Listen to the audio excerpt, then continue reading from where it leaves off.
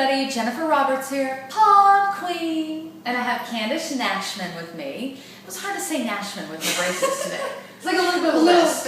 Nashman. That's the only time I can whistle, is somehow it just happens. It just spits right out of there. So there it is, Jennifer Roberts with the braces on still. She's 43, no big deal. It's okay. Yeah. Adds character. Yeah, it really does. Perseverance to your life. Yes. And I get to coordinate, sometimes I match the braces. Christmas, with the red and green. Red and green, absolutely. I like shiny things. This is working out for me. So I'm sure all of my huge viewers, tons of viewers out there, remember the interview I did with Candace. Candace, I cannot say your name.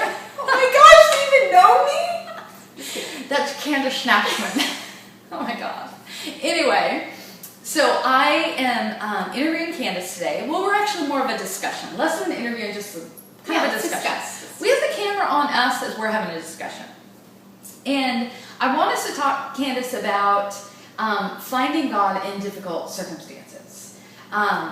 Because a lot of times we just try to escape those situations. And I'm not talking about situations that are totally awful and then telling people, well, God planned it that way so he could teach me something. Mm-hmm. That's something totally different. But in reality, we live in a fallen world. And in reality, there are situations we can't control. We have times people sin against us. Mm-hmm. There's so much in this journey called life that we can't control those things. But what we can do is control our response. Right.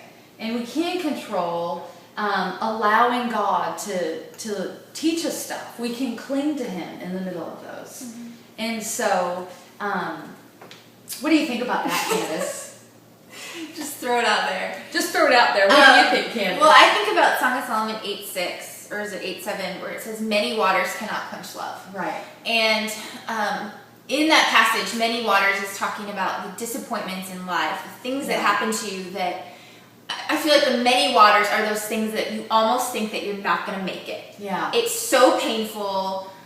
Maybe it's, a divorce, or your parents get divorced, or a friend dies, or you get your heart broken. Yeah. I mean, throughout our lives, we probably have one, maybe two of those things, unfortunately. Right. And so it's talking about those things cannot quench the love of God that has been poured out into our hearts. And so that has been my confidence, is that though, in life there's been those times where, ow, this really hurts. I don't know how I'm going to make it. I don't want to get up tomorrow because it's so painful.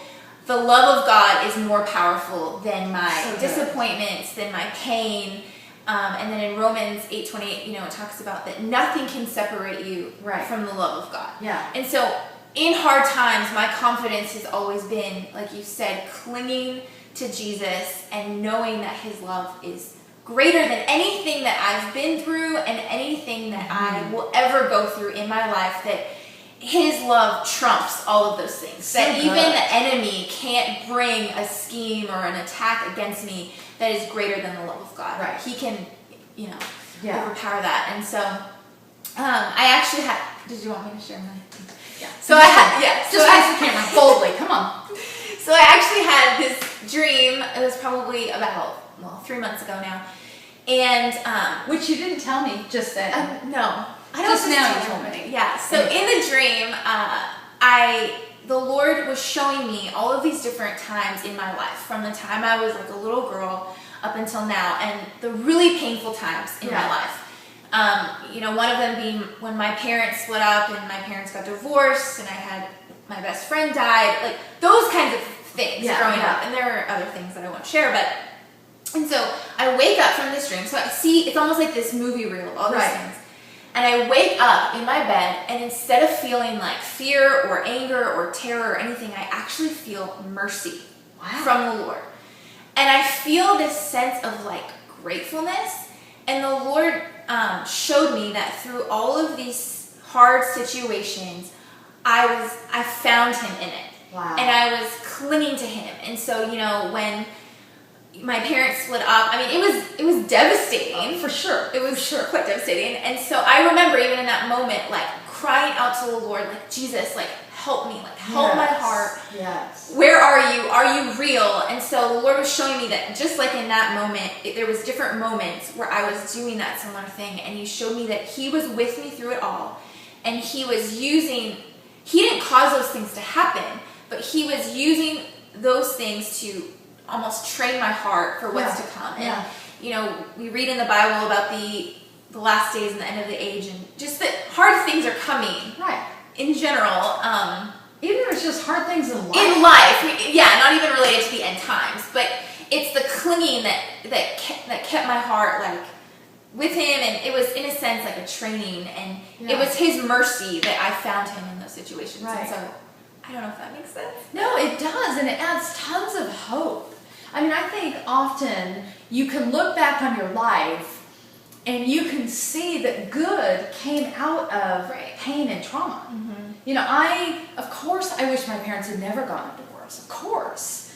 But now I can look back and go, wow, God, you taught me something so deep in that, that it's now like gold. Mm-hmm. I treasure it. Mm-hmm. My pain, that place where I took my pain to the Lord and I communed with him, and I learned something deep from him in that place, and now I look back and I'm thankful. Mm-hmm. Yeah, so it was a similar thing to that, for sure. Right. And I think of that verse in Romans 8:28, it says, all things work together for good for those that love the Lord. It doesn't say some things or a little bit. It's all things work together for good. Yeah, everything. And so it's confidence to know that if you love Jesus, that even if the worst thing happened, the most painful thing, or even you messed up big time, the Lord is able to redeem that, and he's able to turn it around, and he's able to glorify himself through it and to reveal himself to you. And so that is also like, I just cling to the word and knowing that the word is true and his promises are true, even if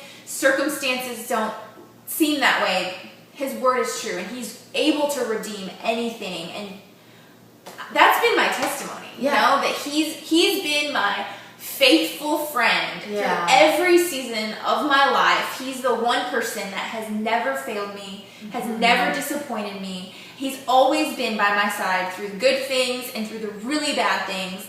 And that's my hope. That's our hope. It's our hope, for sure. And clinging to him, I think just even practically, you can say what you think clinging is, but I think it's just, if someone were to say, how do you cling to Jesus? I think it's, first of all, recognizing that he's always with you. Right. So the Holy Spirit lives on the inside of me. I'm never alone. Right. Which is awesome. Yeah. I'm never alone. So I can talk to him all the time throughout my day, through every situation. That's clinging, like communion with Jesus, just recognizing his presence, talking to him, being in the word, but just realizing that you're never apart. Mm-hmm. He's always there, and engaging him in the conversation. Yeah. I don't know. No, I think that's great. Just an image that comes to my mind is, you're on a ship and you're being tossed back and forth. Well, I'm going to grab that pole and I'm going to hold on to that. Instead of trying to hold the rail that's going like this, I'm going to cling to that pole to keep me safe. And I just think there's something in wrapping your arms around Jesus in the midst of it. It's true. And you just cling for all that you have. You hold on for dear life. And you find your source of strength is there. You find your source of comfort is there. It's not the external. It's not, trying to make your problems go away by turning to other things. It doesn't work. We have to cling to Jesus. He's the one that gets you. He's the one that fully understands how you respond in pain anyway. It's best to be closest to him in the midst of it. And include him in the process. Yeah. I mean, so often in pain, you become angry and you become disillusioned and all of that. So include God in that. Turn that kind of, I don't think I can make it, I'm mad at you, where are you now? Turn that into conversation with him. Talk to him about it instead of talking about him to someone else in a way like you're gossiping about God. Just go straight to the source. And what I've found in those situations, the enemy likes to just jump on you. Yeah. If you're going through pain or disillusionment, everything just fell apart, the enemy wants to come to you and say, oh, you should just drink a little bit. Right. Just numb the pain. Like, you just need to numb the pain a little bit. Or, like, go give yourself to, whatever sin it is, he wants to get you into any of it. And so instead of he wants to tell you, see what happens in your life Right. when you love God. You can't trust Jesus. Right. Now go comfort Yeah, yourself. go comfort yourself. Just have 1 or 2 glasses of wine, just numb the pain. And what happens is if you go off on that course, you'll wake up 5 years down the road or whatever, I mean, not even 5 years, and your heart will be jaded, shut down, you'll be offended at God. And it's in those times of pain when you choose to open up your heart to the Lord and go, wow, my heart hurts, God, and I need you. And if you don't come through, I don't know what I'm going to do. Absolutely. And really being raw and real with God, I found is the way that I can combat the enemy. First of all, like stand up and, rebuke that, tell the enemy to be quiet. That he's a liar. That he's a liar, not, resist the temptation, but realizing that temptation will come in those situations. For me, I've experienced it. But instead of going to those false comforts, that maybe will fix it for a second, but you'll wake up the next morning still feeling pain, still feeling gross. It didn't change your It didn't change anything, but going to Jesus is what's going to bring comfort and ultimately make you stronger on the inside. Because when you go through trials with the Lord, I know for me, like you look back and you're like, wow, I am stronger on the inside. And I have a history with the Lord that no one can take away from me. Right. And in closing, you just think about even in natural relationships, when you go through a hard time with someone and you're a buddy in the midst of it, I mean, you have a history with them. Right. This is the same thing with the Lord, to build our history in God and clinging to Him in difficult times. That's good. You're good. That's awesome. Yeah. Thanks for the dream, Candace.